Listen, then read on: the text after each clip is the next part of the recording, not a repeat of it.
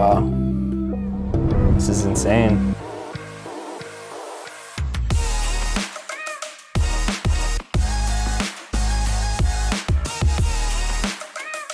Alright everyone, welcome back to Joe Man's Land. I hope you're having an amazing day. Today we're going to be talking about using your iPad for video editing with Final Cut. What accessories do you need and how much can you actually fit inside your camera bag? So first things first, let's talk about how much you can actually carry with you in one camera bag when you're using your iPad. I like to think about this as the mobile workstation. You're getting your tools for creation, then you're also getting the things you need to be able to edit things you just shot.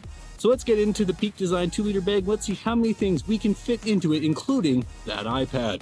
Having a look at what we got first here, we've got the Mini 3 Pro drone with the Pro controller, which is great. These are awesome little drones. I do lots of content with this. Also here we've got the Pocket 2 as well from DJI with the Creator Combo with the mic, as well as a monopod tripod setup as well, so we can do talking head things.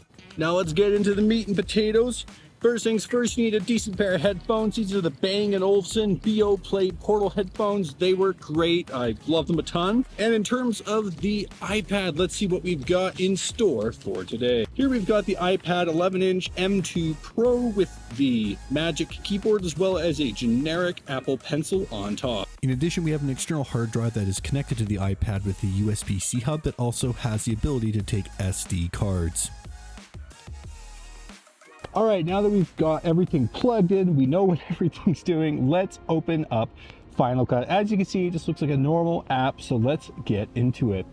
When you first open it, after you've just downloaded it, there is a beginner pre-downloaded video project that you can use for practicing and to have a look at. If you were new to the program entirely, this would be worth looking at, but if you've used Final Cut in the past for editing, I would advise skipping it and deleting it. But let's get our trusty or non-Apple pencil ready to go, and let's open up a new project. For full transparency, this is my first time using Final Cut on the iPad Pro 2, so it should be fun. All right, let's name our project Demo. That's always a good option, and let's hit continue. Okay, so when we want to choose where we're importing from, we have to think about where the source files are. In this case, I'm using an external hard drive, which I would recommend doing regardless of the size of your iPad. So let's go to Files. So as we scroll down here, the different locations, we can see it listed there. In this case, my external hard drive is called Media Share. So let's get into it. All right, here we go. So I've got some old footage from a little bit of stuff I shot outside of Camor. So let's just pick a couple clips and let's add them in. So here we go. As we can see, the clips are importing. If you are using an external hard drive, this will take a couple minutes, just depending on the file sizes and the resolutions you shot in. We won't wait too long. We'll just pick one of these to have a look at.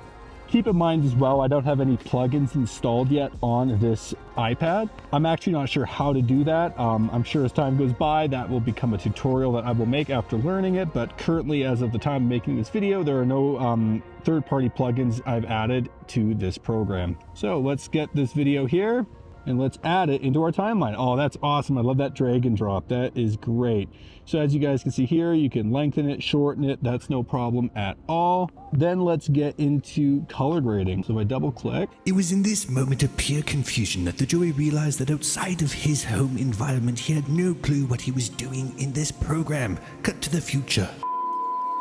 Once you have your clip selected in the timeline, go to the left side and hit inspect. Then once there, hit the layers icon and hit the 3 dots and click the color adjustments layer within that 3-dot drop down. Now you see color adjustments, hit that and you're able to access now all the different adjustable areas that will allow you to optimize your clip. Now, if you shot in log or flat profile, you might want to correct that. Go to the right side, click the media, and then hit inspect. And then you can see log processing on the left side. Click that drop down and then click the LUT that you would like to apply to your clip to normalize it to Rec 709.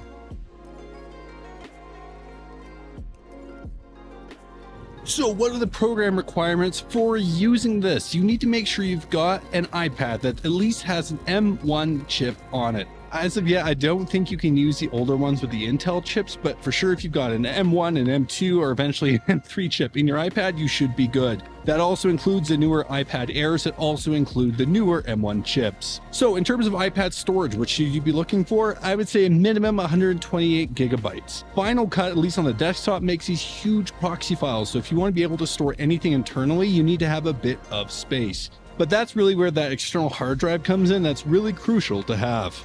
So do I really know what I'm doing so far? No, not really. I think there's a lot of nuances to using this compared to using regular Final Cut. So I will keep on playing this, and I will be putting out a follow-up video that goes into a little bit more in terms of the finite details of how you can get the most out of this program. But I am really excited to use it. I think there's a lot of great features that it has packed in, and as well, especially that $5 a month price point, it's going to be compelling for a lot of users. But in the comments below, tell me what you would like to see me talk about using your iPad for video editing. Maybe there's some workflow things you would like me to go into.